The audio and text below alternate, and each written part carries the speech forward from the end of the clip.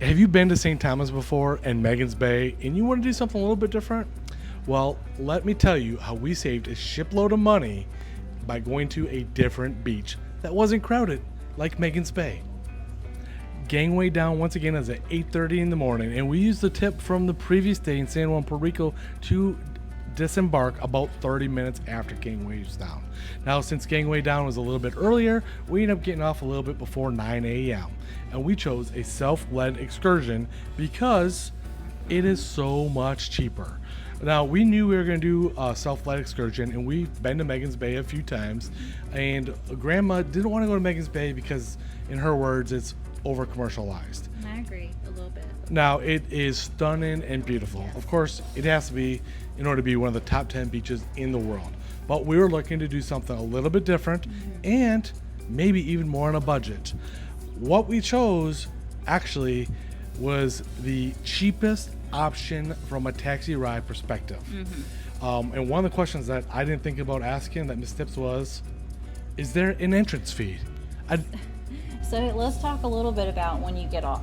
Okay, so as you're walking through, they have really good signage to tell you where the taxis are that aren't tied to an excursion. So if you're going with an excursion group, you go to like a separate area. And if you're just self-guiding and you just want to go somewhere, they have big signs telling you exactly where to go. And there's a line of taxis, and I say taxis, they're like open air buses, 15 passenger vans, these kind of silly looking bus contraptions. It's not what you think of a typical taxi, and that's fine. And there's all kinds of people there in uniform, so you know it's legit, and they're there to help you and answer questions. And we did ask questions. Yeah, and one of the things I love about St. Thomas is it's number one, it's one of the easiest ports to navigate. Super easy. Number two, the signage is great so you can navigate it, but they've got set prices depending on what beach you want to go to. So if you want to go to Megan's Bay, it's $15 a person. If you want to go to Coquille Beach, it's $15 or more per person. Kids, no matter if they're 4 and 6, they're the same price. Can you So, believe that? Bear that in mind. When we looked at the sign, the prices had gone up from previous years, and I Yes. expected that a little bit. But the fact that they're charging the same price for a tiny child who put together might make the size of one adult, I mean, it was a little ridiculous. Plus, there's an entrance fee to Megan's Bay that they don't always tell you. I think so. The one thing I asked the driver was, is there an entrance fee to where we were thinking about going, and is there facilities? Something else to think about, especially if you've got little ones with you, or even yourself if you're not sure. She said yes, there's no entrance fee, they have facilities, they have some food options, and they have chairs and umbrellas. Another key thing, especially if you're one that burns.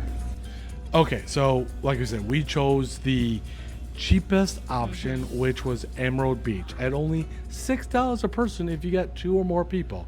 So for 5 of us, it's $30. We went on the open air taxi.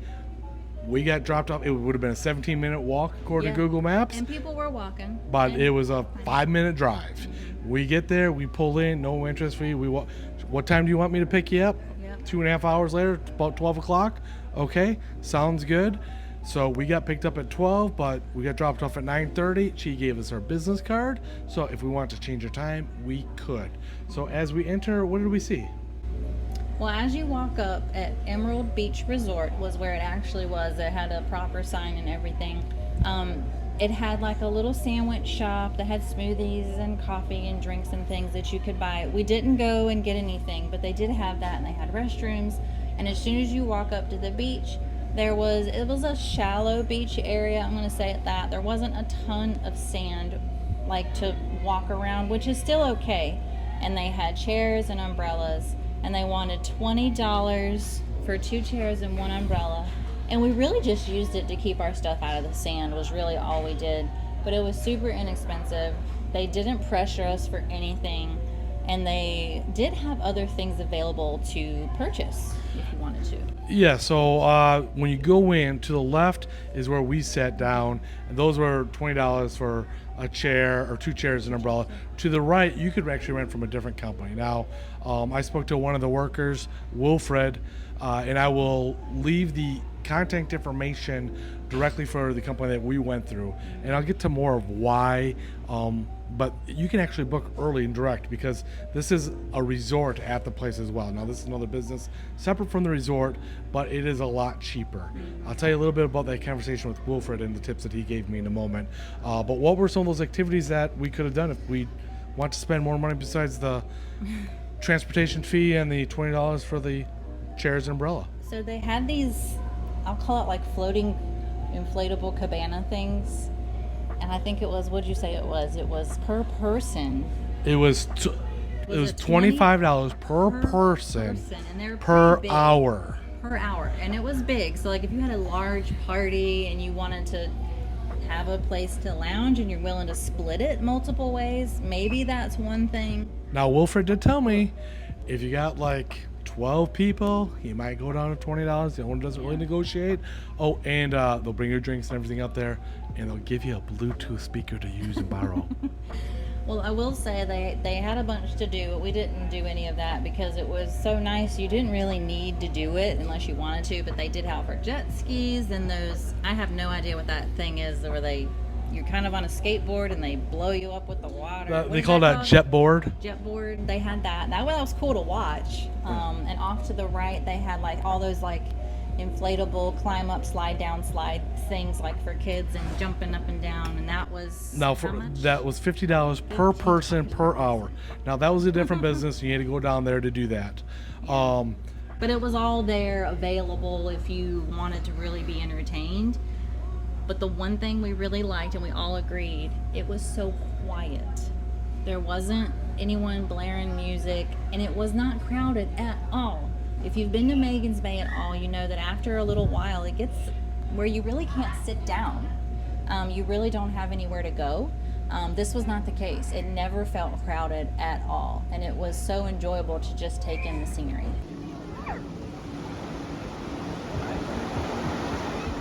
Nobody here. No, it didn't. Now, one thing also to keep in mind and why you might want to visit here besides being on budget is this side is on the Caribbean. Yes. Magens Bay is on the Atlantic. That means if you're going during the winter, the Caribbean side, the water is going to be a few degrees warmer at minimum during the winter time compared to Magens Bay. So we're traveling in October and that water was plenty warm and plenty clear. It was just as clear as the Magens Bay. It was beautiful. Yeah. Like, I'm going out as far as I can. I'm looking down and I can see my feet. I did see a jellyfish, a smaller one, and someone else saw a bigger one. One kid saw a sea turtle. Yeah. When we're at Magens Bay, every time we've been there, we saw multiple sea turtles. Yeah. So that part was a little different, I guess, potentially. What did you think? What did you think about the beach? Would you like to see anything different? I would go there again. I would have stayed longer, but I mean, with the kids, it was a little challenging to do that, but it was that peaceful. I would have just continued to float in that water for hours. I would not have done anything different. And true to their word, when we were ready to go at noon, our ride was waiting there to bring us back. And we were the only ones, like both times. They didn't wait for it to get full. They just took us, and it was great. Yeah, I always tip a little bit extra when they come back to pick us up. But let me tell you a little bit about what Wilfred told us about some of the tips potentially. So through the cruise line, they've got partnerships. He's actually from Trinidad and Tobago, and he's in the maritime industry, and he's been here for 18 months at St. Thomas.